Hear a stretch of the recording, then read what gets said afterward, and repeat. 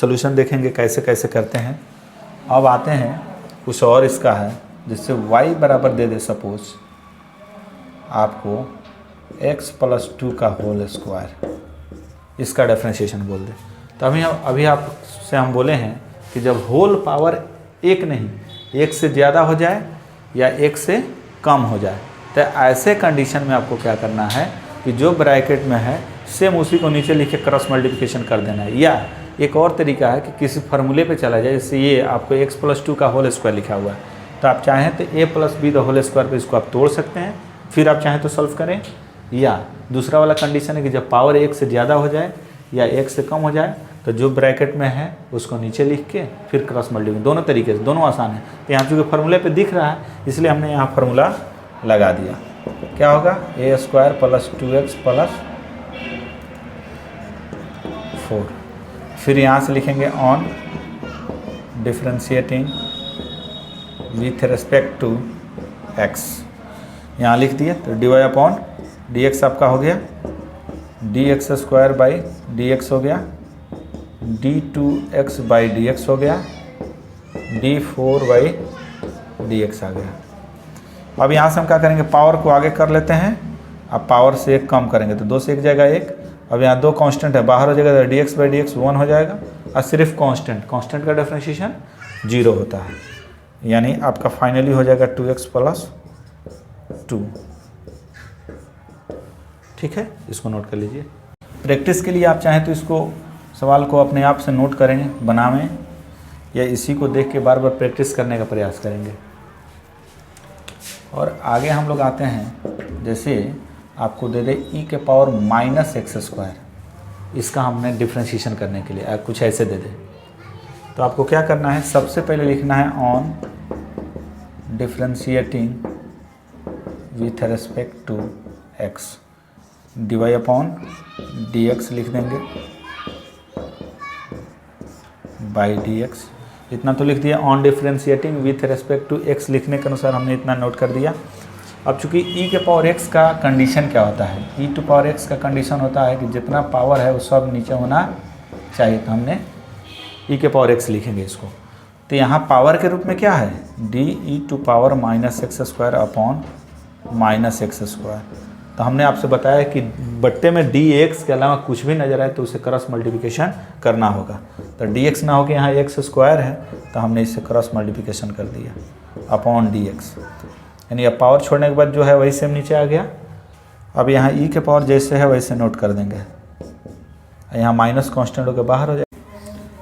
ऐसे सवालों को प्रैक्टिस आप खुद से भी कर सकते हैं, अलग अलग बुकेज लेके RD शर्मा ले सकते हैं, NCERT ले सकते हैं, KC सिन्हा ले सकते हैं।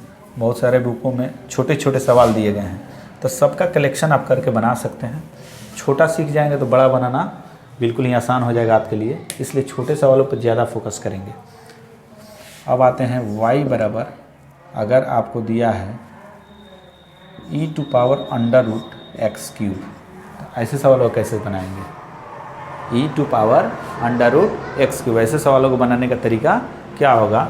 इसके लिए सबसे पहले वही work, on differentiating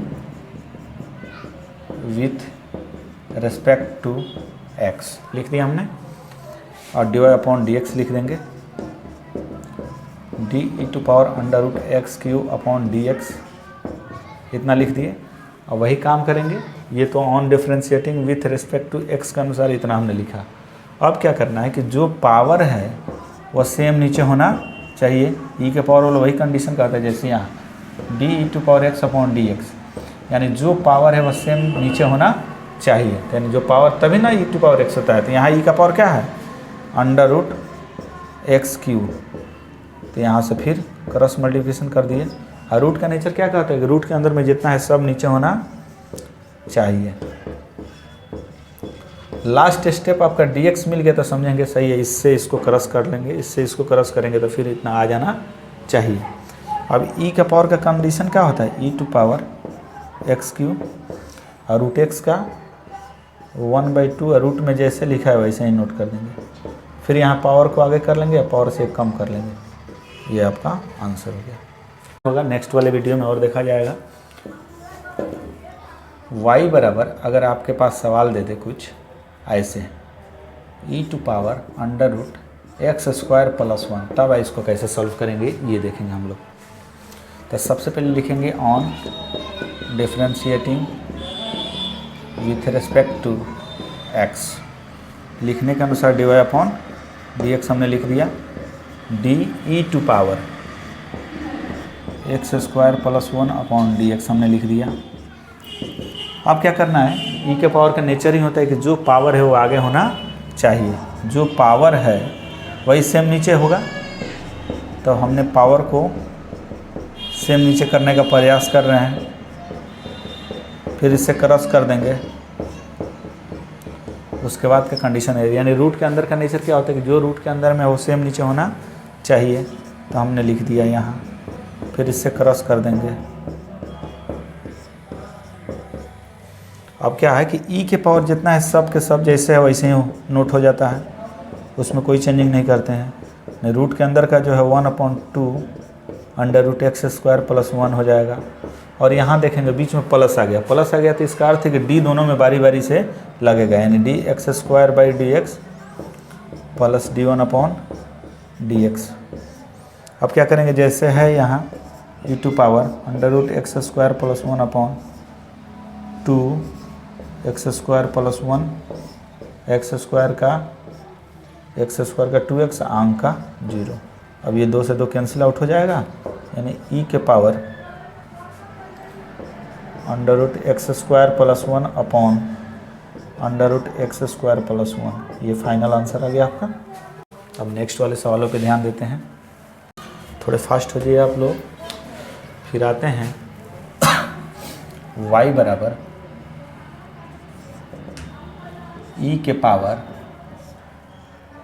sign root x।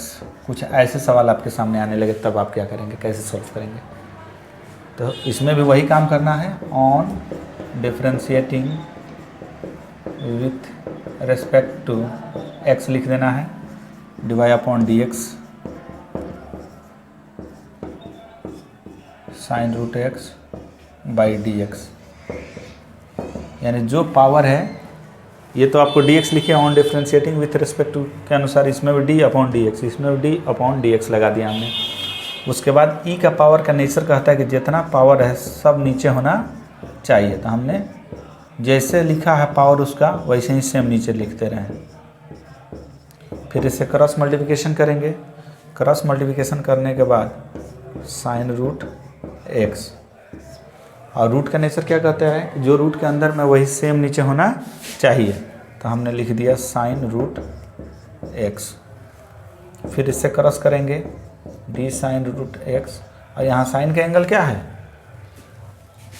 Under root x by इसका रूट के अंदर वाला सेम आ गया। यानी साइन का डिफरेंशिएशन देखेंगे, ये एक लाइन में d sine x upon dx, यानी इसका डिफरेंशिएशन आपको cos x होगा। कब होगा, जब ये एंगल एक समान होगा तब। तो यहाँ साइन का एंगल था रूट एक्स, तो रूट एक्स लिखना वाजिब था, इसलिए हमने इससे क्रॉस मल्टीप्लिकेशन किया। अब रूट के अंदर में चाहे जो कुछ भी है जैसे लिखा है वैसे नोट कर देंगे। रूट एक्स का 1/2 अंडर रूट जैसे है वैसे ही।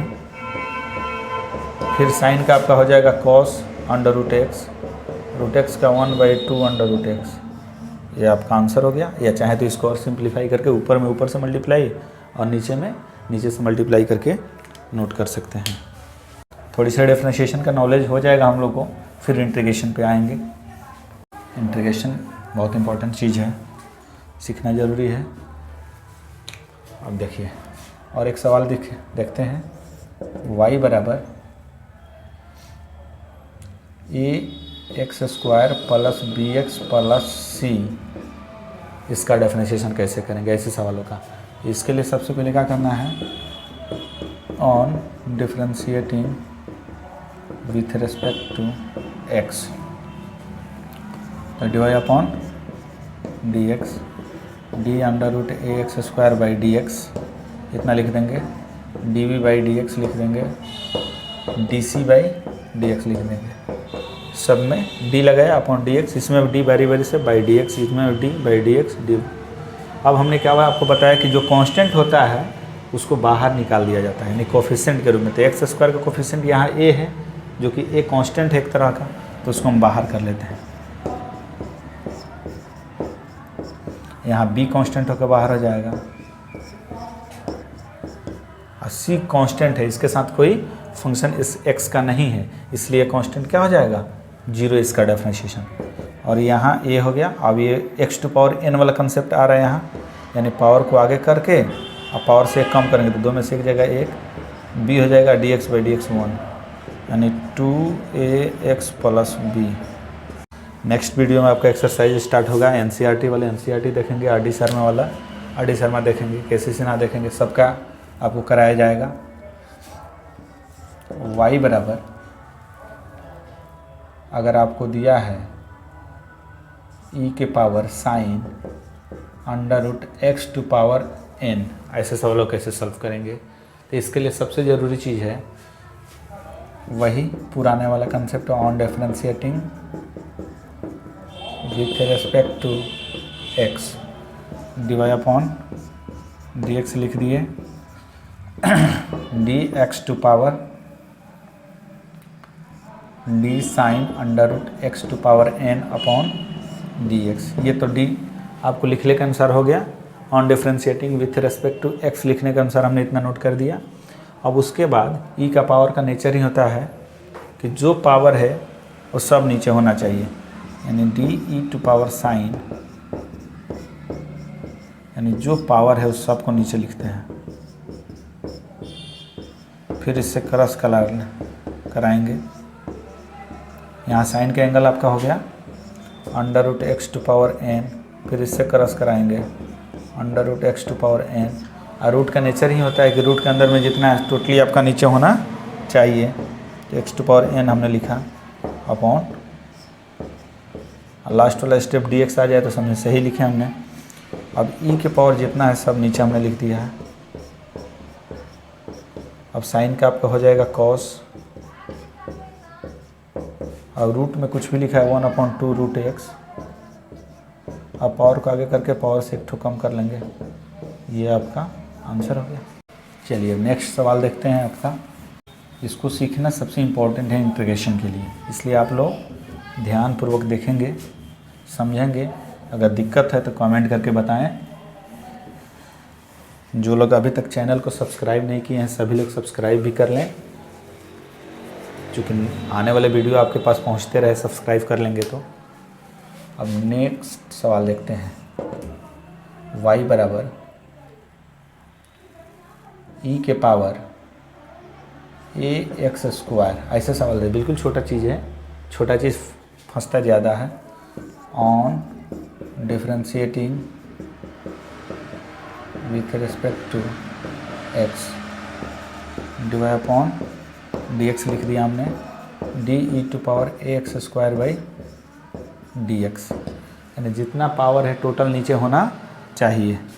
तो हमने लिख दिया ax square by ax square, cross कर लेंगे dx स्क्वायर बाई dx, यानी e के पावर जितना है सब के सब नीचे। यहाँ a कांस्टेंट होकर बाहर हो गया, आपका बच गया dx स्क्वायर बाई dx। अब पावर को आगे करके पावर से कम कर लेंगे, यानी इसको आप लिख सकते हैं 2ax e to power ax, note कर लीजिए। अब देखिए y बराबर अगर आपको दे दे e to power ax square plus bx plus c, इसको कैसे सॉल्व करेंगे। ये आपका c रहा। फिर वैसे ही on differentiating with respect to x divide upon dx, चाहे तो ब्रैकेट में भी नोट कर सकते हैं।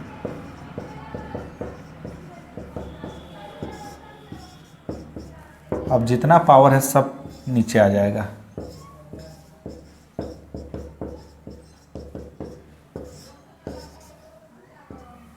ax square plus bx plus c, इससे क्रॉस मल्टीप्लिकेशन कर देंगे,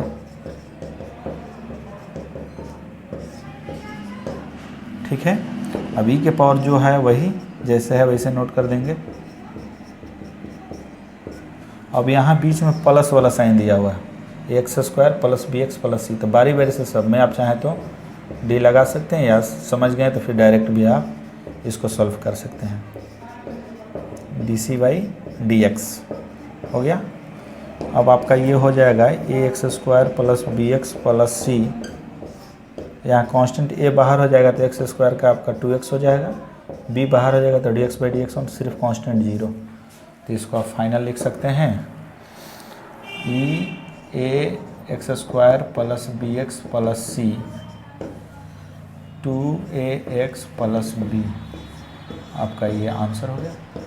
चलिए आज के लिए इतना ही रहने दिया जाए। जो लोग अभी तक इस चैनल को